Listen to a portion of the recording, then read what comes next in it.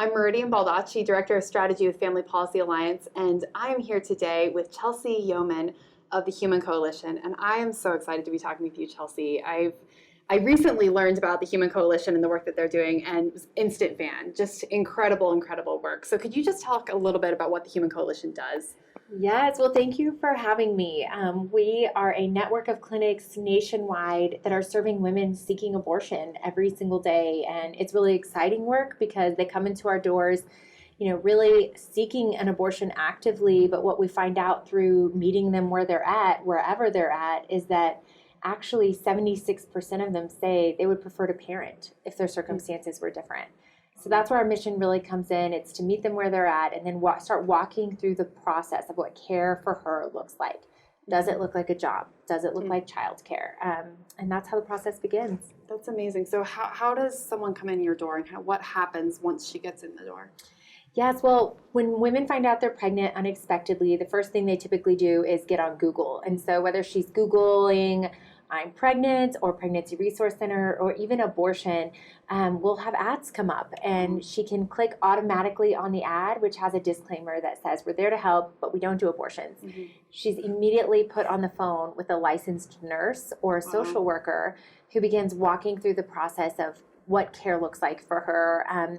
And then the next step really is to connect her with in-person help. And so referring her immediately to a pregnancy resource center, she can get her free sonogram and then begin the process of developing a relationship and a rapport with her local pregnancy center. And so in a lot of ways, we're a resource bank.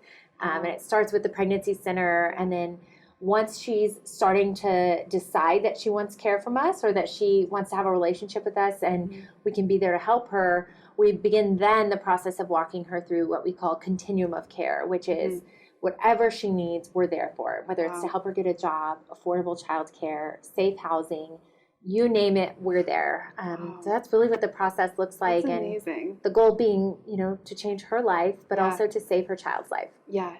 And you said something earlier. Chelsey was speaking on a panel at our annual conference. She said something about how these women just need a community to come around them, and really this just comes down to them needing support. You shared a statistic that I thought was really powerful. Could you share that? Sure. The number one thing that women say they need, and the reason they're seeking an abortion, is a lack of support.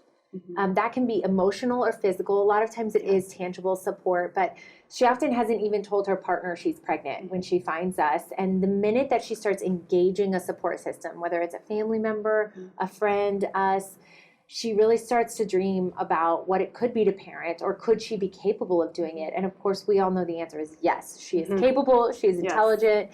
We want to empower her to do that. But I think us as a community coming in is really part of the support system.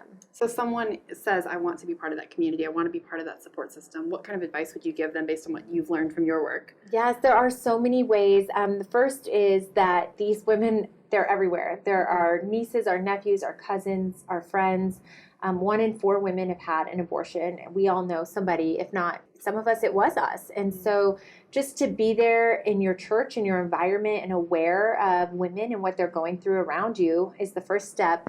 But another practical step I would say is we have an app we're releasing for churches where we can put up a needs list for women.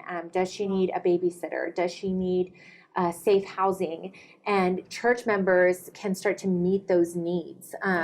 And it really, the community being the community we need to be. That's wonderful. How can people get involved with your organization? Yes, I would go to humancoalition.org, and there you can see how to engage with us and our church app, which we're rolling out really this summer. So it's a relatively new idea, but we're really excited about it. We do a lot of church and community engagement, things like baby showers for women. But also, feel free to support your local PRCs or Human Coalition and the work we do. That's wonderful. Thanks so much for joining, Chelsey. Thanks for having me.